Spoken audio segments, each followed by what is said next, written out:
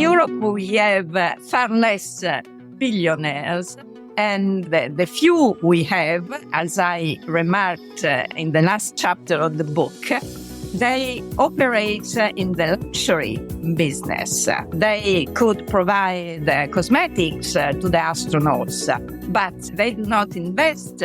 Bernard Arnault does not invest in space, and he is the second richest man in the world after Elon Musk. Hello Space Watchers, I'm Emma, the editor-in-chief of SpaceWatch.Global, and this is a new episode of Space Café Radio, your radio channel dedicated to emerging trends and live conferences in the space sector. Hello Space Watchers, we are here with Patrizia Caraveo, the research director at the Italian Institute of Astrophysics. Patrizia, welcome. It's a pleasure to have you here with us again. How are you doing? Fine, thank you. And let me say, it's a pleasure for me to spend some time with you. Thank you so much. Patrizia, ESA and the European Commission recently met in Seville, and they traced together the guidelines for the next decade of the cooperation in space between ESA and the Union. We know that one of the most thorny points when it comes to European space strategy is the fact that we do not have any economically sustainable heavy launchers. SpaceX is ahead of us of literally 20 years.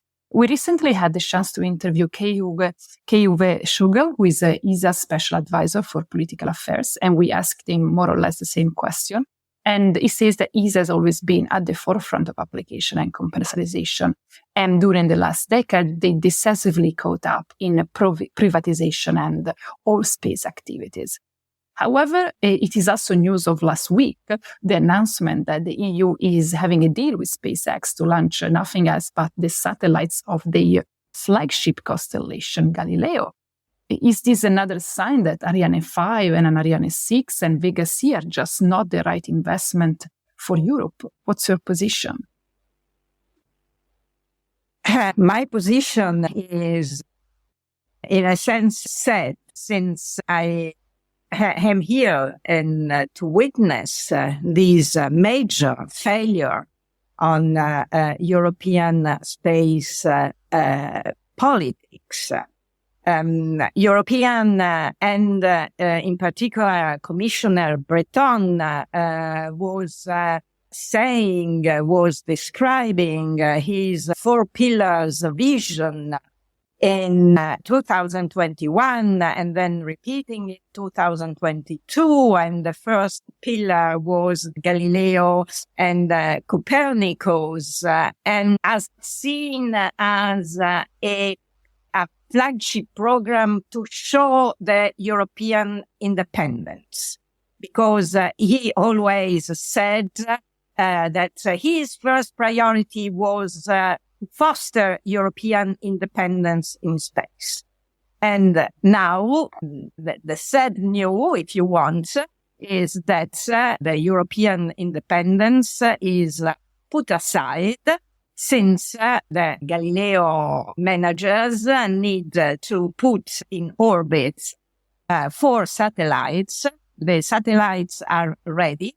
And so the choice is keep them in a storeroom waiting for a European satellite, a European option, or launch with something else. And the something else is SpaceX. SpaceX is a private American company, at the opposite of the European independence vision. And this company should deal with a satellite which is sensitive.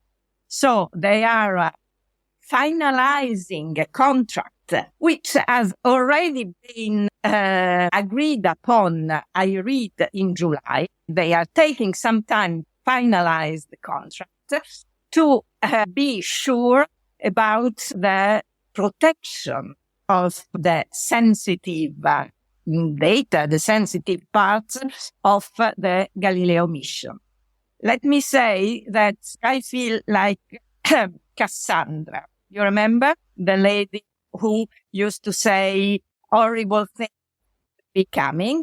Since I wrote about this in the book I recently published together with Clelia Iacomino called Europe in the Global Space Economy, I just discussed this problem, that Europe is facing an embarrassing situation with all the successes, let's say, we can count on with the Ariane program years ago. Ariane was the workhorse of everyone who wants to launch something in the geostationary orbit.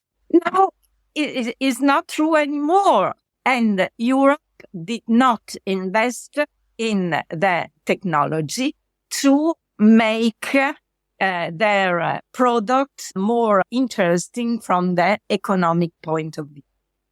So even if Europe next year will have a splendid Ariane 5, will cost more than Falcon 9, and it will not be sustainable from the economic point of view, also considering that European taxpayers are putting money on this program. Ariane is not a private company in the sense that it receives substantial funding from the European taxpayers. So what do you think the Union is keep supporting the Ariane program if we are so behind? It seems a bit, I can see a bit of parallelism with the SSL, something that it seems a bit outdated, but you just have to keep going somehow. What do you think? Because for the moment we have no choice.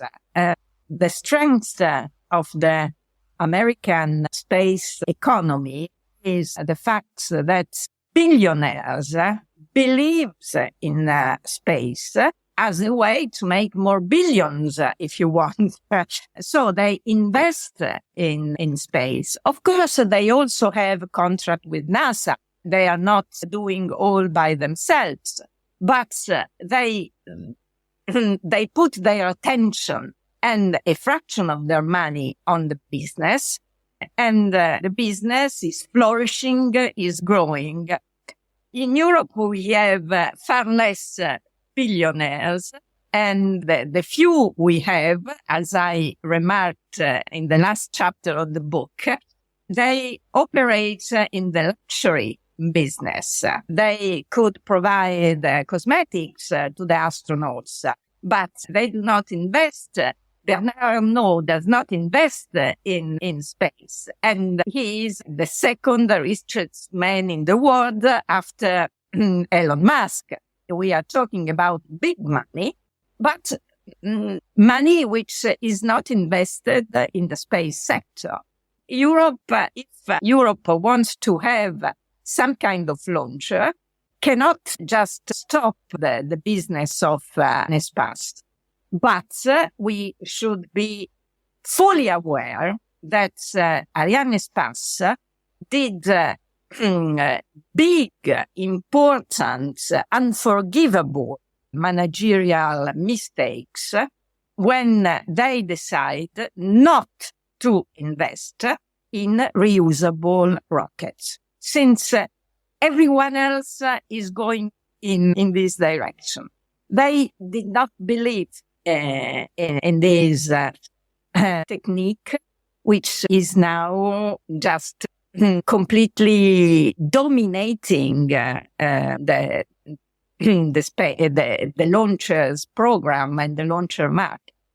Yeah, of course, because we started associate all our startups that might be focusing on reusable launchers. They're just too far behind at the moment. So as you said, we don't have any other option at the moment. So if not keep investing in something, it is already obsolete.